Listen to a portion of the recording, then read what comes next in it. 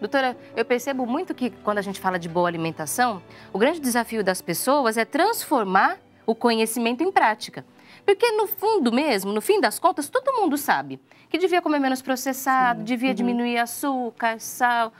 Tem gente que tem menos acesso à informação, tudo mais. De uma forma geral, o básico a gente sabe. Mas é tão difícil colocar em prática ainda, não é, doutora? É muito difícil colocar em prática. E aí, quando, assim, numa primeira consulta, que eu falo tanta coisa, eu falo, calma. Mas não entre em pânico, porque é quase isso. Uma coisa por vez, porque precisa fazer parte da sua rotina alimentar, na sua rotina do seu dia a dia. E aí vai fluir. Colocando um por vez, vai vendo o que no primeiro momento é melhor a colocar, por exemplo, uma orientação de beber água. Mas eu tomo 2 litros de uma vez só. Não, você só vai urinar mais rápido. Você beberica água, volumes intermediários ao longo do dia. Já faz muita diferença. Por exemplo, para quem sofre de problema intestinal, de constipação. Então, melhorando a tua hidratação, vamos caminhar pela própria ionização, melhora o funcionamento intestinal. Aí as pessoas falam, mas me olham, muitas vezes falam, nossa, mas é tão simples, mas é simples. Só precisa colocar na prática, né? Tem que virar hábito. Tem que virar hábito. E aí vai, e aí flui. Aí o dia que você sai, nada acontece. Você vai sair uma vez e vai voltar para a sua rotina, né? Do teu dia a dia. Não vai ser uma ou outra refeição que você tem aquele deslize, assim, ou exagera um pouquinho, ou come algo que não deveria, que vai fazer perder o eixo. Porque a não base pode ter um somatório, né?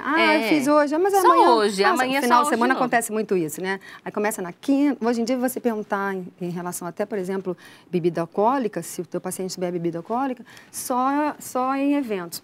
Hoje em dia tem evento quase todos os dias, então o que é o evento, né? Não pode, né? Então tem que saber que vão existir alguns nãos, mas que isso vai te trazer benefício. E que isso não é um problema. Que isso não é um problema. Na verdade, é prevenção, é para evitar problema. Exatamente. Quando a gente fala de ansiedade, doutora, nós estamos falando sobre questões emocionais. A gente está falando de lidar com as demandas, com os estresses, com os receios todos. As expectativas, né? As expectativas. E equilibrar tudo isso é uma questão emocional também. Mas também é física. O nosso corpo também vai reagir diferente? Como que é o efeito da ansiedade no corpo? Também é física. Por exemplo, nosso intestino é o nosso segundo cérebro. E quando você tem um bom funcionamento desse intestino, a gente tem formação de serotonina, que é um neurotransmissor que vai te propiciar bem-estar. Então, muitas vezes, você não está com esse intestino funcionando e tem uma alteração de ansiedade, de mau humor, porque está enfesado. Ainda brinco assim com esse termo. Porque não tem um funcionamento intestinal adequado.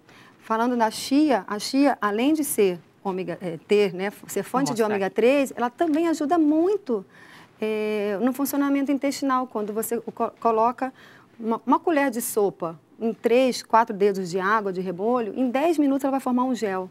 Esse gel você pode botar numa vitamina, esse gel você pode colocar num suco, ou você até mesmo pode, não tem gosto de absolutamente nada, mas você pode comer e melhora muito o funcionamento intestinal. Então, é um alimento funcional com várias funções, não só porque é rico em ômega 3. Então, ajudar o intestino a funcionar melhor vai ajudar a diminuir os efeitos da ansiedade. Exatamente. Vai até aliviar um pouco esse desconforto emocional. Sim. Vai te ajudar e muito. A gente sempre procura o chocolate, especialmente mulher, mas os homens também. Sempre quando está assim, mais ansioso, até na TPM também, a gente sempre pensa no doce, no chocolate. Sim. Isso é bioquímico, né? Isso é fisiológico. É fisiológico mesmo. O que a gente procura no chocolate? O que o corpo, que é inteligente, a doutora já falou, o corpo mostra pra gente o que ele está precisando. O que é que ele está procurando no chocolate? O chocolate tem vários nutrientes, vários compostos que ajudam muito a melhorar esse teu bem-estar, né? Trazer bem-estar. E ele é prazeroso em comer, né? E não necessariamente você precisa começar com 70%, 80%, 90%, porque você não vai conseguir. Então, o melhor é 50%, acima de 50%, porque aí todos os flavonoides, enfim, as substâncias presentes no chocolate, eles vão estar mais fortes, vai ter menos açúcar. Então, pode consumir o chocolate? O chocolate deve ser consumido. Essa quantidade que tem aqui, essa porção, por exemplo, eu vou levantar aqui para facilitar, para vocês verem. Eu acho ótimo. 2 ou 3, 3 quadradinhos aqui olhando. Eu acho ótimo. Se a pessoa consegue se contentar com essa quantidade... Tá tudo bem. E se não consegue, a gente vai levá-lo a conseguir. É uma questão de estar... É o treino, entendeu? E sim, aí você pode colocar na geladeira, porque fica mais durinho, então acaba... Mastigando um pouquinho mais. Né? Demora, né, a acabar. Então, tem alguns macetes, algumas manobras nutricionais que a gente sempre orienta. A gente pode usar essa estratégia, por exemplo, de comer um pouquinho de chocolate nessa porção em algumas situações. Todo dia também não. Não. Você pode usar para quem faz... Na TPM, por exemplo, para quem faz atividade na ansiedade. física, pode ser um bom pré-treino, né? Assim, antes, né? Os 15, 20 minutos antes, que vai te gerar uma energia. Ele pode ser usado também na TPM. Ele até pode ser usado se não tem nenhuma alteração, nenhuma patologia, você está dentro de um equilíbrio e se o chocolate te faz falta, pode ser usado diariamente, porque ele tem benefício para o organismo. Desde que seja acima de 50%. Sim, porque tem menos gordura, menos açúcar. Então, e não necessariamente precisa ficar assim, né, comer em tablete. Eu sei que é mais gostoso, mas você pode colocar um cacau em pó numa fruta. Falando na ansiedade, eu uso muito maracujá como ceia. O próprio maracujá, você corta o maracujá e come a sementinha. Maracujá é ótimo para acalmar. Né? De verdade? De verdade, de verdade. Ah, mas estranhou a sementinha. Não é para o meu paladar. Coloca um pouquinho de cacau. Então, é interessante. A gente sempre, né, falou muito do abacate, porque o abacate melhora o sono, a qualidade de sono, faz com que você ative o seu hormônio de crescimento, troque massa gorda por massa magra. Então, preferencialmente comer na ceia, também sem má companhia, né? O abacate com uma aveia salpicada. Guacamole. Né? Guacamole, não com açúcar, não com leite. Né? E o maracujá agora está entrando também, já tem vários trabalhos mostrando o quanto que ele faz bem. Então, é uma fruta tranquila de ter. Metade de maracujá? Metade de maracujá. Metade de maracujá todo dia para ajudar a ansiedade, para ajudar na pode TPM. Mastigar, pode comer a semente, não tem problema. Diferente da goiaba, para pacientes que têm problema de diverticulite, tem que ter um pouco mais cuidado por causa do carocinho. E o maracujá a semente você pode triturar. É rico em B3 também, que ajuda na parte de composição de ansiedade. Né? A gente está vendo que as células, quando elas estão nutridas, né? Uma coisa é você se alimentar, outra é você se nutrir. Né? Então, a nutrição mesmo, quando você come determinados alimentos, e você não precisa comer alimentos que você não gosta, porque todo alimento tem a sua função. Uma melancia também é rica em B3, a sementinha. A carambola que eu estou vendo aqui, ela é contraindicada a paciente com problema renal. Então, mesmo uma fruta, ela pode ser contraindicada. Cada pessoa tem as suas características. Cada pessoa tem a sua característica. Uma fruta que você consegue comer com a casca, então a velocidade dessa frutose entrando no teu organismo, ela vai ser mais lenta. O que isso significa? Não dispara insulina. Né? Insulina é um hormônio anabolizante. E quando ele está parado, forma gordura abdominal. Então, tem alguns macetes, né, para você usar. Você vai continuar comendo as mesmas coisas se você come saudável. Mas do jeito diferente. De um jeito diferente. Às vezes pensando o horário de comer, a porção que você come. Às vezes até a técnica de cocção. Você orienta uma técnica de cocção diferente daquela que ela está usando, pronto, já resolveu. Isso é muito com feijão, as pessoas reclamam, né, de flatulência, de aumento assim, ou má digestão, é só você ensinar. Né, uma técnica de cocção desse feijão melhora muito. A gente está pensando em TPM, eu vou fazer agora as perguntas que foram encomendadas, hein? Tem TPM, as TPM são diferentes ainda, que é para não facilitar a vida, são subclassificadas, né? Em letras. Tem TPM que a gente tem vontade de comer tudo que tem pela frente. Não só doce, às vezes assim, parece que aquela fome não acaba, e que você continua com fome e que você quer comer doce. O que a gente faz para ajudar a controlar? É falta de nutriente mesmo, doutora? Pode ser falta de nutriente, por exemplo, a gente pode pegar uma banana, amassar, colocar uma canela ou um cacau em pó e aquecer. Banana é rica em triptofano, que também vai ajudar a formar a serotonina. É um docinho, então acaba... É um docinho. Ah, mas eu gosto muito de chocolate. Então, hoje em dia já existem achocolatados, não necessariamente só o cacau, porque o cacau pode estranhar, porque não tem o açúcar. Achocolatados bons no mercado. Você pode salpicar, e por que não? Vai te ajudar muito, vai melhorar o teu humor. Banana, então, é uma boa sugestão. Banana é uma boa sugestão. Usar o mel, a gente tem aqui, por exemplo, um pouquinho de mel. Colocar o mel numa fruta para deixar ela um pouquinho mais docinha, assim... Também pode ser uma boa opção, nessa vontade do doce, por exemplo? A gente tem que, no primeiro momento, ver por que esse paciente está querendo colocar mel na fruta. Se aquela fruta naquele momento... Já é doce. Se aquela fruta, naquele momento que ele está comendo, ele sentiu falta, assim, está meio insossa, tá? Não tá... Ok, agora, se ele tem essa necessidade de toda vez que come, alguma disfunção. Por exemplo, falta de cromo, falta de vanádio, que são minerais que entram no metabolismo do carboidrato. Então, a gente também pode avaliar nesse sentido. Essa necessidade de comer muito açúcar, muito doce, pode ser um desequilíbrio do organismo. Uma coisa é a gente falar que gosta de doce. Todos nós gostamos. Outra coisa é você falar que precisa do doce. Precisar do doce é desequilíbrio. qualquer coisa, de qualquer alimento que a gente fala, eu não vivo sem, pode fazer mesmo que seja até saudável, mas só de ter essa relação de dependência de um alimento não é saudável, não é doutora? saudável, não é saudável. E a gente tem uma riqueza, né? A gente pode variar, né? Para que ter monotonia alimentar? Então, eu sempre falo nesse sentido, assim, o mel é bacana, né? Assim, lógico, você tem pessoas que gostam. Para algumas situações, então, tudo bem. Uma boa procedência, né? Isso é importante também, para algumas situações, sim. Também é uma boa sugestão, porque às vezes a gente fala assim, eu troquei o açúcar pelo mel, como se fosse uma troca muito benéfica. Resolvi todos os meus problemas. Não necessariamente. Não necessariamente. Não é porque ele vem todo da natureza. Vamos ver por que ele precisa, né, desse doce.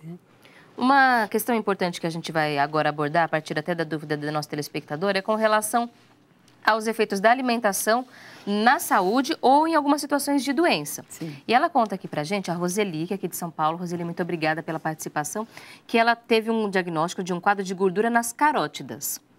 Faz 1 ano e meio que ela está fazendo um tratamento com uma medicação, aqui a doutora viu qual é a medicação, inclusive realmente é esse o tratamento, mas a Roseli contou, doutora, que o quadro não mudou até agora. As placas continuam lá. E aí ela quer saber o seguinte, como melhorar esse quadro com produtos naturais? E nesse caso, a gente entende produtos naturais com comida mesmo, né, doutora? Eu não sei se ela colocou aí para você, se ela também fez uma alimentação desse 1 ano e... ela não contou aqui como foi a alimentação, Roseli. Isso é importante, né? Se ela fez pergunta alimentação se tem algum junto, alimento, inclusive, que pode diminuir a gordura nessa região. Se ela fez a alimentação junto com o medicamento, a gordura no organismo, ela pode estar relacionada com polimorfismos, hereditariedade. Né? Então, se ela fez uma alimentação dentro do que o profissional orientou, mais o medicamento e não melhorou, ela pode ser formadora dessas placas de gordura. Mesmo fazendo todo o tratamento, é uma característica do organismo dela. A gente está sem essa informação. Mas, se ela fez 1 ano e meio e não, né, se alimentou adequadamente, né, dentro de um processo, é importante, sim, ela ter muito cuidado com gorduras aparentes. Ela tem que tirar gorduras aparentes, por exemplo, de uma carne, né, evitar... colocar na alimentação gorduras boas, não precisa ficar com medo de comer gorduras. E quando eu falo de gorduras boas, uma castanha, essa castanha tem que ser armazenada direitinho, longe de lugar quente, janela, fogão, forninho, porque senão vai rancificar e aí vai ser uma gordura ruim. Então, tem várias orientações. O mais importante é a gente saber se ela fez alguma alimentação junto com esse tratamento, aí sim, ela pode até estar desconfiada de ter isso, não sei também uma hereditariedade, se ela já tem casos desse na família, mas a parte de gordura, de placas, pode ter uma relação sim desses aterômeros. Ela fala sobre algum alimento que poderia ajudar a diminuir a gordura nesta região específica das carótidas. A gente consegue esse efeito, doutora, de diminuir, ou um outro exemplo, a gordura abdominal, ou tem que diminuir a gordura do corpo por um todo para ter efeito? Existem algumas gorduras no organismo que a gente consegue agir mais diretamente. Por exemplo, a gordura do fígado, né? Chamada de esteatose hepática. Dependendo do grau, a gente consegue, sim, melhorar só com a alimentação. Por exemplo, o suco verde, que na grande maioria, a gente coloca vegetal verde escuro, principalmente a couve, que é rica numa substância chamada MSM, que é metilsulfanilmetano, que é remédio para o fígado. Então, a gente tem num alimento um remédio para o fígado. Né? E também, enfim, na fitoterapia, nos chás, que a gente vai falar depois. Mas tem sim, tem alguns alimentos que ajudam e muito. Agora, uma outra dúvida só para encerrar a conversa da Roseli. Às vezes as pessoas, quando descobrem que estão com colesterol elevado, ou muita gordura, ou já com problemas como esse, acabam tirando muito a gordura da sua alimentação e compensando um pouco com carboidratos, com outras coisas. É verdade que o carboidrato em excesso também pode fazer subir colesterol e aumentar a gordura no corpo, também doutora? Pode, sim. As pessoas ficam tão preocupadas com a gordura, né? Que ficam até assim. Ela já foi mais vilã, né? E hoje a gente tem a gordura do abacate, do açaí, das castanhas, da linhaça, do ovo, que são benéficas. Por exemplo, as pessoas, principalmente pessoas que frequentam a academia, que só comem clara, está desperdiçando o ouro do ovo, que é a cor dele já mostra. A gema, as pessoas não comem porque é rica em colesterol. Nossa, mas é rica em colina. Paciente que tem problema de ansiedade, de transtorno, algum transtorno na parte psicológica, psiquiátrica, é tão rico em colina que faz parte de membrana de neurônio. Então, é muito, muito individualizado. né? E não pode colocar toda a culpa, então, na gordura e descompensar para outro lado, porque o excesso de carboidrato também, a gente o excesso de proteína também transforma. Também é. Então, a aveia, a aveia é um excelente alimento para gordura. A gente então, ela tem pode aveia tentar aqui com a em aveia. flocos. Para ela, eu indicaria o farelo, né? Que ele é mais grosseiro, mas ele encontra de vários tipos. Vários o farelo tipos. é melhor, doutor? O farelo é melhor, dependendo, assim, no caso dela, eu recomendaria o farelo. O farelo. Então, Roseli, diariamente. Acrescentar farelo de aveia na alimentação rico em beta-glucana, todo dia, junto com a... É uma vassourinha de gordura, a aveia. Quantidade? Para uma pessoa assim... Ela não falou peso, não falou nada. Uma colher de sopa? Uma colher de sopa, generosa, diariamente, preferencialmente à noite também, né? Todo o metabolismo do colesterol, por isso que as pessoas costumam tomar medicamento à noite. Então, também tem horários que são importantes de orientar.